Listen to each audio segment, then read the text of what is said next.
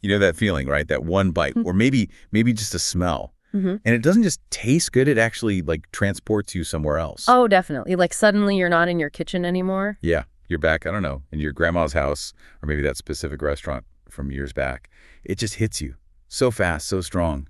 That's it. That really deep link between the food itself and a really vivid memory, and often, yeah, pretty strong emotion tied to it. Right.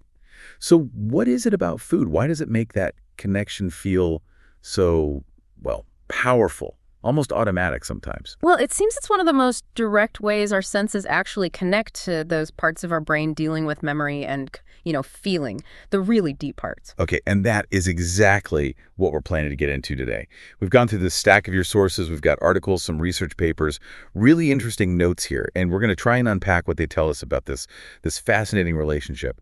Food, senses, memory, emotion. Yeah, we'll dig into the science behind it, look at how it shapes our own experiences with food, and even see how chefs are kind of consciously using this knowledge in their restaurants. So our mission for this deep dive is to really pull out the most important insights from all this material, to understand what makes this human brain flavor system, as one source puts it, so remarkable. Let's do it. Okay, so let's start with flavor itself, the basics. We usually think of taste first, right? Sweet, salty, sour, bitter, umami. The 5 classics. Exactly. Those signals come from taste buds located on these little bumps called papillae on our tongue. Specialized cells send those signals off to the brain. That's, step one. Reading through these sources, it's crystal clear that flavor is way, way more than just taste. It's this really rich, complex thing, blending taste with our other senses. Absolutely. It's this integration, this mix of taste with smell, olfaction, which honestly is arguably even more critical for that rich experience of flavor. And then you add in texture, mouthfeel, how fatty something feels, how thick it is, if it's smooth or gritty, plus sight, obviously, and even sound like the crunch of chips. All these sensory inputs get mashed together in your brain. Yeah, it would be incredibly boring if all we had were those 5 basic tastes to go on. Yeah. Our whole experience of food really depends on layering all those senses together. And smell specifically, a huge part of that happens while you're actually eating. It's got a name. Retronasal olfaction. Retronasal. Yeah. So as you chew, these odor molecules from the food, they travel up from the back of your mouth, behind the palate, up into your nasal cavity where your smell receptors are. So it's not just sniffing the food before you eat it. The smell inside your mouth is crucial for the flavor itself. That's a huge part of it, yeah. Now, here's where the sources offer a key insight into why these food memories can be so, so powerful. It's about how the brain processes these signals. So taste signals, they travel along various nerves, but they generally go through a kind of relay station in the brainstem and then the thalamus before reaching the part that consciously perceives taste, the gustatory cortex. Right, a sort of filtering step. Kind of. But smell signals, they take a surprisingly direct route, especially from the olfactory bulb where the initial processing happens. And this is where smell is different from the other senses. Pretty unique, yes. The olfactory system has this direct neural pathway connecting it straight to the amygdala, which is super important for emotion processing, and the hippocampus, which is vital for memory formation and retrieval. Ah, hippocampus, memory, amygdala, emotion. Okay. And this pathway largely bypasses that main relay station, the thalamus, that most other senses, including taste, have to go through. Whoa, so smell gets like a fast pass straight to the emotion and memory centers, skipping some of the analysis. That's the prevailing theory, yes.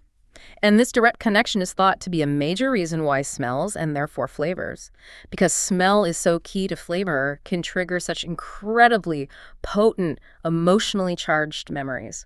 Sometimes called Proustian memories. Proustian, right after Marcel Proust. That makes sense. And it seems these memories can pop up without you even consciously trying to recall them. The brain also seems to encode these smell-linked memories very early and strongly. It really drives home that flavor isn't just about identifying apple or cinnamon. Yeah. It's instantly tangled up with how you feel about it, what it reminds you of. Exactly. And the sources mention other brain areas too, like the orbitofrontal cortex involved in figuring out the reward value, the pleasantness of the food, and that gets modulated by things like how hungry or full you are. So it's this incredibly complex, interconnected network in there. It really is. And when you combine this biological wiring with our own personal histories, our life experiences, you get things like food-evoked nostalgia. Nostalgia, that sort of bittersweet longing for the past. Right. Yeah, that sentimental feeling.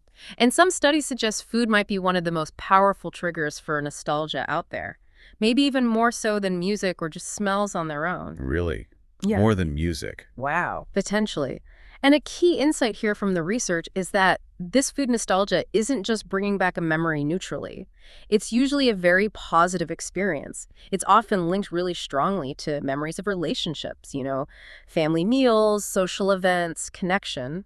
And the sources mention that experiencing this kind of nostalgia can actually have positive psychological benefits, like boosting self-esteem, making you feel more optimistic, more socially connected. That's right. It seems to tap into something quite fundamental about well-being. It really highlights how food is so much more than just, fuel for the body. It's a vehicle for connection, for positive emotion. That qualitative study you shared about childhood food memories really brings this home, doesn't it? It does, quite vividly. It showed how those early experiences with food profoundly shape our ongoing relationship with it.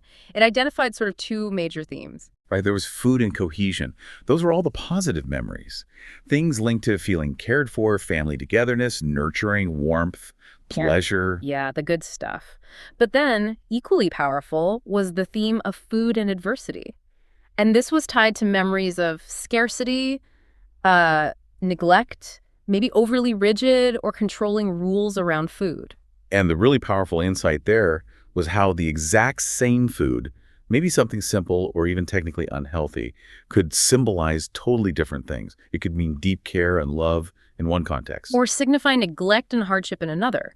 It all depended on the emotional context, the relationships surrounding the food, not just the food itself. Which completely explains why comfort food is such a big deal for so many people. Absolutely. Comfort foods are like these little anchors to our emotional lives, aren't they? They connect us back to our personal history, to people we love, places we've been, important experiences. Yeah. And the sources suggest that even just the act of eating comfort food mindfully, really paying attention to it, can actually enhance that feeling of satisfaction and connection. Okay, so that's the positive learning, the comfort side. But then there's the flip side of this really powerful learning mechanism, isn't there?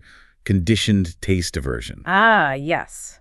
CTA, a really stark example of how fast and effectively the brain learns about food, particularly from a negative experience. This is the ate something, got sick, now can't stand the thought of its phenomenon. Exactly that.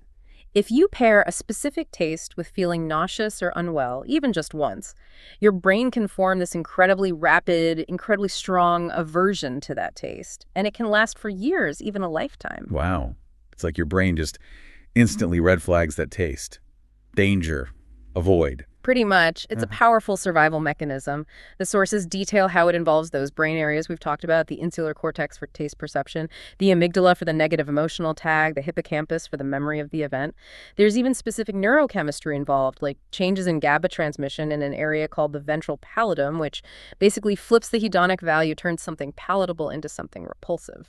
It just shows how deeply hardwired we are to learn about food and its consequences, both good and bad. Absolutely. It's fundamental. Okay, so our brains are built this way. They automatically link flavor, memory, emotion. It's happening all the time. Yeah. How do the pros, the chefs, how do they consciously work with this? How do they leverage it? Well, this is where it gets really interesting, where the art definitely meets the science. Good chefs, great chefs, they aren't just focused on making the food taste good in that single moment. Right. They're often aiming much higher. They're trying to create a whole dining experience that resonates on a deeper level. Something that might connect the diner back to a specific time or a place or a particular feeling, a memory. So they're literally designing for memory and emotion, not just taste. Exactly. And you see specific examples in the sources. Chefs like Heston Blumenthal with his Sound of the Sea dish, or Massimo Bottura, his famous, oops, I dropped the lemon tart is one, but also recreating the crunchy part of the lasagna. Oh, that lasagna example. That's brilliant. Anyone who grew up eating baked pasta knows exactly that crunchy bit, that feeling. It's instant. It taps right into that shared, almost primal food memory, doesn't it? And chefs don't just rely on taste. They consciously manipulate all the other senses we talked about. How so? Well, controlling the lighting in the dining room, for instance. Maybe piping in specific aromas, playing very deliberately with textures, smooth, crunchy, creamy, surprising textures, All of this is designed to enhance the emotional impact, maybe trigger that nostalgic feeling. And presentation too, I guess. Eating with our eyes first. Oh, hugely important. The visual expectation sets the stage. They're using this full sensory palette to craft the experience. Sounds incredibly complex. It is, and while there's huge creativity involved, they're also working with established knowledge. Sometimes using resources like the Flavor Bible was mentioned, which catalogs successful ingredient pairings that just seem to work, that resonate deeply. Right, finding combinations that hit those harmonious notes. Exactly. But then there's also that element one source called a mix of theft and a fuck around and find out attitude, which I think is great. Huh. Yeah, I like that too. It suggests they take inspiration, they learn the rules, but then they rely on their deep understanding, their intuition to just experiment, to push boundaries, maybe create something totally new that still somehow feels familiar or nostalgic. That blend of deep knowledge and trusting your gut. Yeah. And very often, this creativity is deeply, deeply personal for the chef. They draw heavily on their own food memories, their upbringing, maybe integrating comforting flavors they remember from a parent's cooking, or finding inspiration from time spent in a grandparent's kitchen. The sources brought up Chef Hiro Sohn, talking about how his background shaped his focus on taste memory.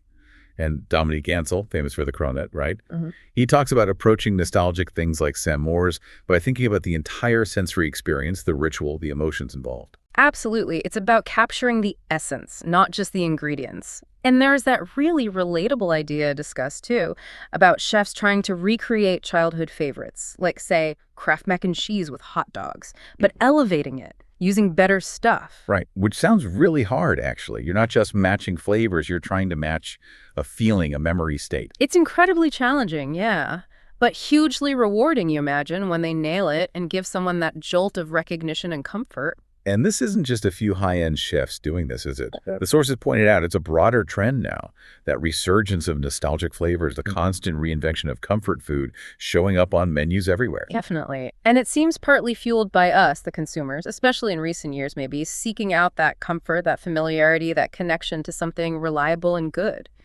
Chefs are responding very directly to that desire. Using their skills to deliver not just food, but that emotional connection too. Okay. If we zoom out just a little bit again, there's also the pure science of cooking itself, understanding the how and why things happen in the kitchen, and how that allows chefs to intentionally control the sensory outcomes. Right. This is where you get into fields like gastrophysics. Gastrophysics. Sounds intense. It's a pretty cool emerging field, actually. It applies principles from physics, the science of matter, energy, forces to understand food structures and cooking processes.